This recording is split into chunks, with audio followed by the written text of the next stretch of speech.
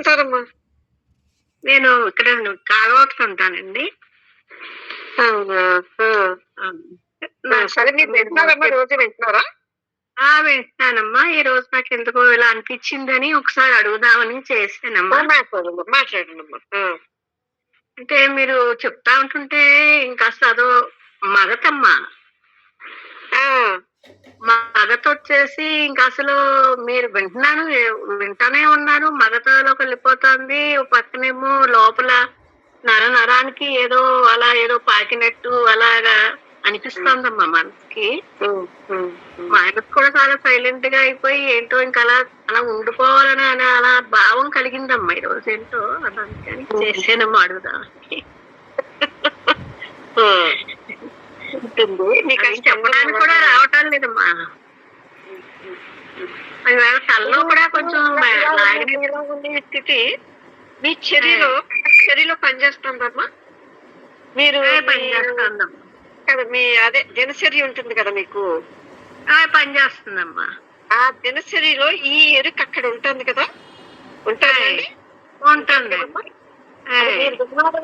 ఇదే చెప్తుందమ్మా. ఏమా అంటే ఇంకా తలలో నరాలు కూడా ఈ రోజు తలపోటు కింద కూడా అలా అనిపిస్తుందమ్మా.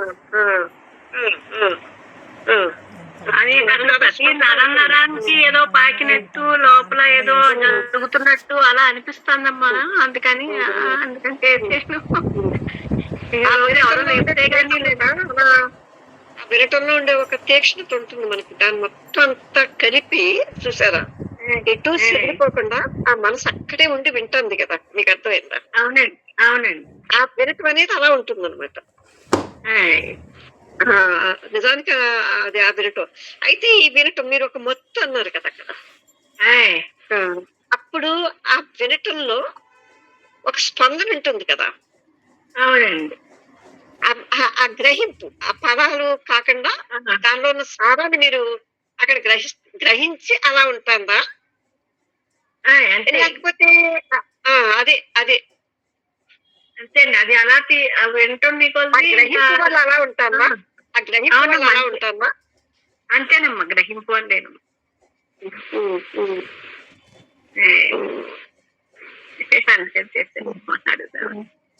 అది ఎప్పుడు వింటున్నా కూడా ఒక్కోసారి కాదు.